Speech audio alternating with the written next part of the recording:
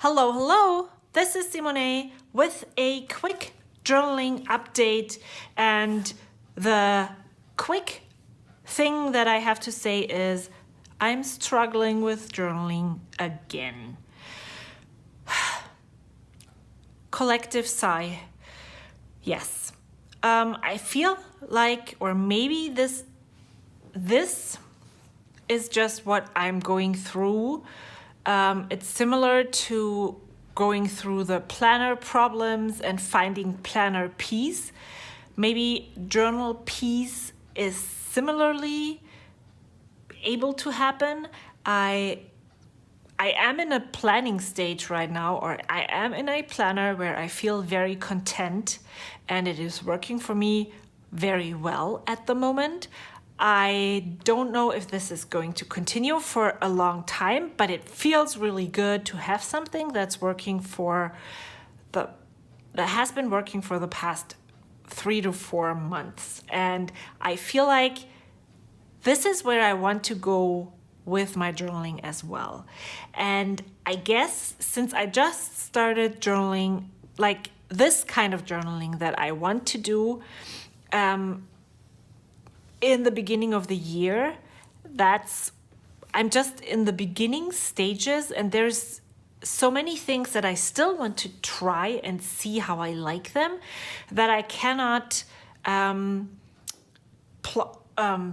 determine. There's so many variables that I still need to find out, like what media do I want to use? Do I want to use a fountain pen? I thought I was in love with fountain pen journaling, but then I don't journal because I have to use a fountain pen. That doesn't work. I was sure I loved A6. I was sure I wanted to have this big, chunky book to journal, and I was sure I wasn't going to decorate the journaling because it was just writing. And right now, I'm not feeling that kind of journaling at all. I feel like my mental health is very stable at the moment. I'm quite content with where I am. I started knitting. I have things that I can do for self-care that I like more than writing things down, and I don't really feel the need to pour my anxious brain onto these pages right now. So maybe that is the reason why I'm struggling with journaling right now. I would much rather just stick and plunk and doodle, use watercolor, and have a bigger space. So in the beginning of the year, I think I shared that before, I started this is Stalogy paper, and this is the Nanami notebook. So I started in a Stalogy. I didn't really like the paper, so I switched to the Nanami Café note in A6. This book is ginormous, and it brings with it several things. I really don't like the feeling of writing in this book because it's so tiny or small. When I'm writing here, at some point my hand will fall off, and the way holding my pen with my wrist down here and the rest of my hand down here is not very comfortable. So that's something that throws me off. I'm not sure if I'm in love with this fountain pen. So maybe I should just switch this out and use a fountain pen that I'm more comfortable with and decide if I really want to keep it or I should just go ahead and sell it. But then I have never sold a fountain pen, and I don't really know if that is a thing at all, if there's actually interest out there to purchase this. Because you can still get it at the store and it's not used, and so yeah, I don't really know if I enjoy this pen as much as I thought I would enjoy it. So that is something that I need to consider. And then again, as I said before, I don't really have that much to write. So I started out quite strong in January, filled lots of pages, and I almost journaled daily. Then also in the beginning of February, but then it slowed down tremendously. I journaled last on February 5th, and then the next time, 6, 7, yes, and then 12, 13, 18. I had a lot to write because I had this realization that maybe the time for things is now. And then I journaled in the 20th, 25th, 27th, March 4, March 6. And then I changed my focus and I started using my watercolors and lettering a quote every day, or writing a quote every day. I really want to get better at using my paintbrushes with text. I'm purposefully not saying brush lettering, that would be an ideal, but I also would just love to pursue or explore writing with watercolor and brushes more. So I started doing this and then just writing down some thoughts, maybe related to the quote or related to something that happened that day. And I'm considering maybe doing this format in starting April 2nd for my 100-day project. I didn't participate last year because I felt very intimidated by it, but maybe lettering a quote in watercolor would be something that I could do. And then by doing this, I would use this notebook more and maybe or maybe I should just not specify what I'm going to do in here, but say use this book for 100 days. And then I think that's actually what I'm going to do. I really like that idea. So maybe if I'm going to remember and if I feel like I can handle it, I'm going to decide and challenge myself to create in this book for every day for my 100-day project that would enable me to take it somewhere where I don't have watercolors. It would also help me, if I don't feel like pulling out watercolors, I could just collage in here and get use of the book and then decide what I'm going to do and continue. Because right now I'm super drawn to the way Mitz from My Life Mitz, I'm going to insert a link to her YouTube channel in the description box below.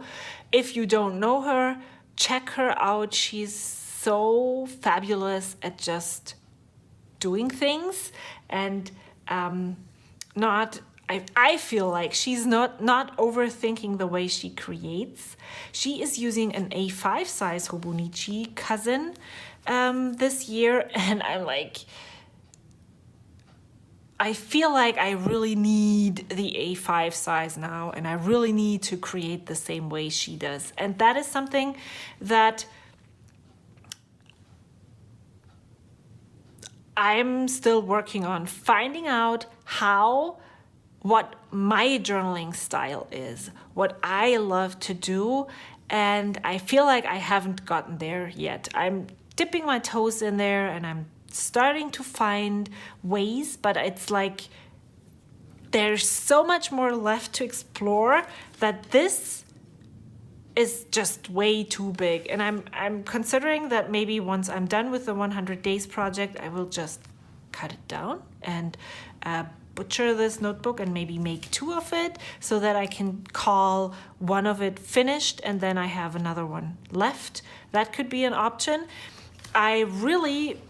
Instead of using an A5 notebook, what I am going to definitely try to do is when I feel the urge and the itch to create, similarly to Mitz and so many other journalists out there, that I'm going to use this Smashbook that I have had in my stash for a long time. I have started it several times.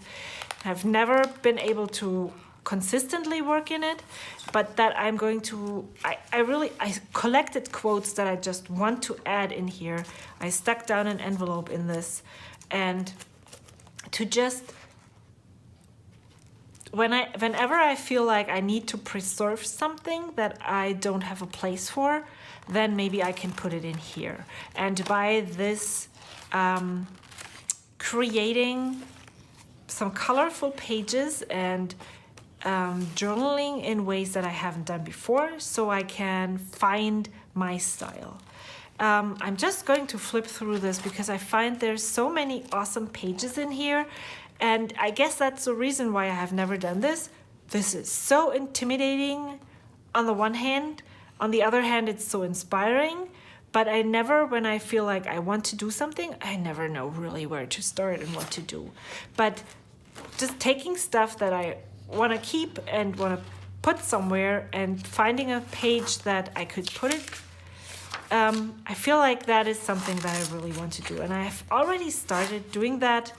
And I guess maybe focusing and putting my junk journaling energy onto this is a great step toward finding what I really like. Because then, again, I would be able to say I have something that is finished. And something that I can look at and decide whether this is something I love or not. I'm also considering switching back into a standard-sized traveler's notebook for this kind of creating. I'm not sure yet. Yeah, it's a toss-up between this and this. Maybe I will just have two different things running at the same time.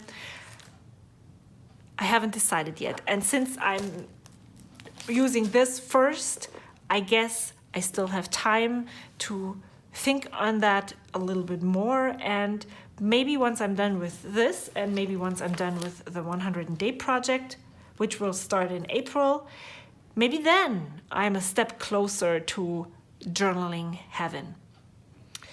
So I guess that's all I have to say, right? Please tell me if you have several notebooks going at the same time. Do you use them for different purposes? I often hesitate because I'm kind of a black and white person, so it's either I'm full in or I'm not doing it at all. I really struggle with the gray tones and the nuances and being okay with having several things at the same time. Everything has to have a purpose for me, and if some things have the same purpose, that kind of doesn't work, or that is just something that throws me off and gives me anxiety that I could then, again, write in this notebook. But please tell me how you deal with these kinds of things that are actually just first world problems, but sometimes they take up so much space in our head. And yeah, so they need to get solved, even though they are not real problems, just little teeny tiny things that take up space in our heads. Leave a comment below. I would love to hear how you are doing in your journaling journey. I really hate that word, really. It's like in your creative endeavors. I would love to hear if you have a YouTube channel where you discuss these kinds of things. Leave a comment, a link to your YouTube channel, and I will check it out. I would love to find more inspiration so I can maybe someday get to journaling heaven. Thank you so much for watching, and I will see you next time. Until then, bye.